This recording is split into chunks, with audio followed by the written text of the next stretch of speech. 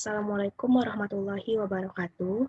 Kami praktikan dari Limnologi kelompok 5 dengan saya sendiri, Tata Ayu Cahyani, dan beberapa rekan saya yaitu Widya Nur Arise, Puji Lestari, Icair Anjeli, Nolisa, dan Dona Mustika Lestari. Di sini kami akan mempresentasikan mengenai studi turquoise dan tampilan black sky blue pada tubuh air. Pertama, saya akan menjelaskan apa itu turquoise.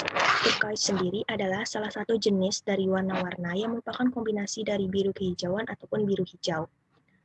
Biru kehijauan yang ditampilkan sangat beragam. Seperti pada gambar batu ini, ada warnanya biru yang hijaunya lebih dominan dan ada juga yang biru dengan hijau yang sedikit.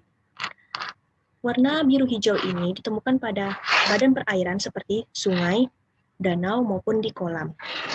Tampilan-tampilan warna tersebut itu sangat beragam dan tergantung dari kandungan yang ada di perairan tersebut. Kemunculan dari warna-warna ini umumnya disebabkan oleh dua faktor yang berperan, yaitu adanya partikel tersuspensi dan warna sedimen dasar.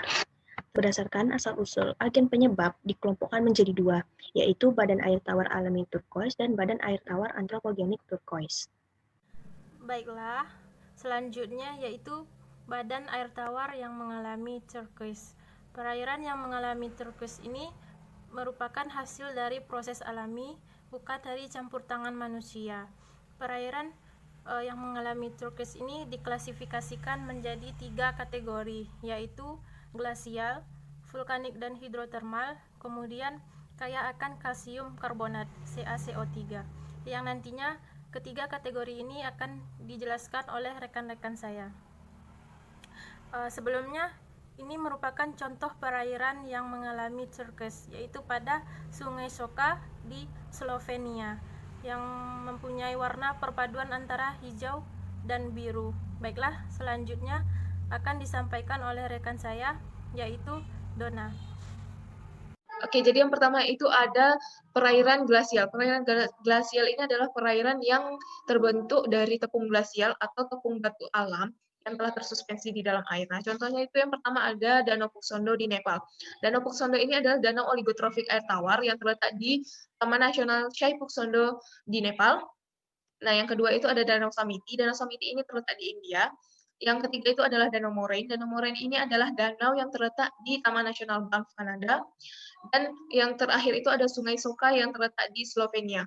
Nah, Danau Puksondo adalah danau yang terbuat dari campuran partikel batu dan partikel glasial yang telah tersuspensi di dalam air. Sedangkan Danau Moraine adalah danau yang terbentuk dari partikel batu yang telah tersuspensi di dalam air. Sedangkan Danau Samiti dan Sungai Soka adalah perairan yang terbentuk dari tepung glasial yang telah tersuspensi di dalam air.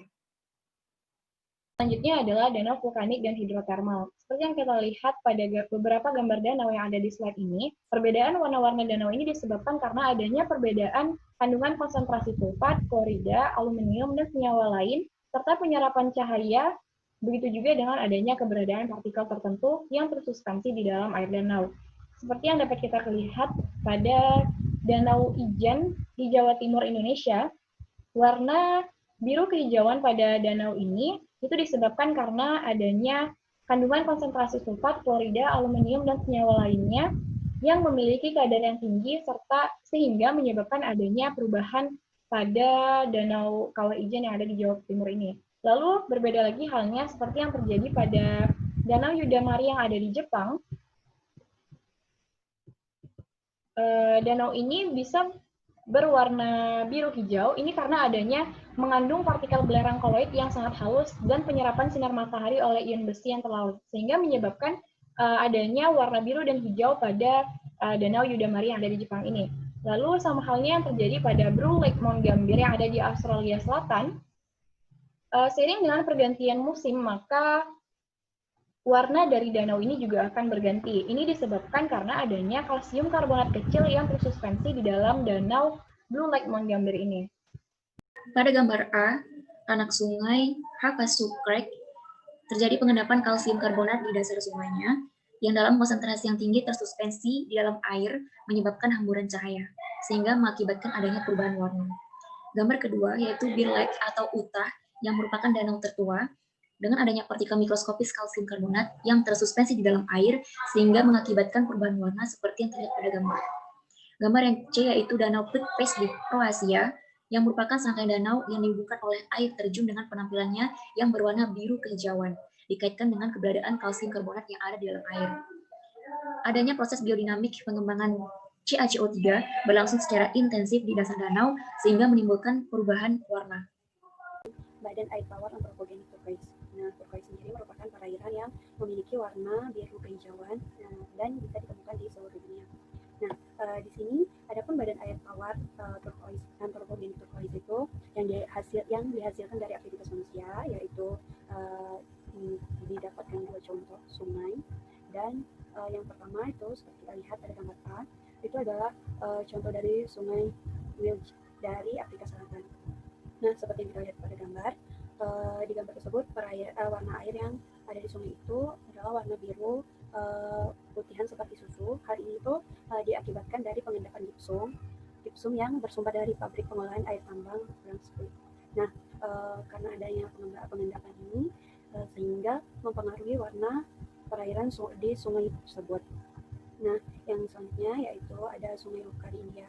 Nah, Sungai Luka atau yang biasanya disebut Waluka itu memiliki arti kata yaitu sungai yang tenang. Sungai ini bisa berubah warna menjadi kebiruan, itu bisa bertahan selama beberapa bulan. Hal itu diakibatkan dari pencemaran berdasarkan hasil analisis air sungai tersebut. Nah, di mana ketika dilakukan penelitian, kandungan sulfat yang ada di perairan tersebut itu lumayan tinggi dan memiliki pH yang rendah. Hal ini diakibatkan karena adanya aktivitas manusia, yaitu berupa pertambangan batu bara dan pertambangan batu kapur.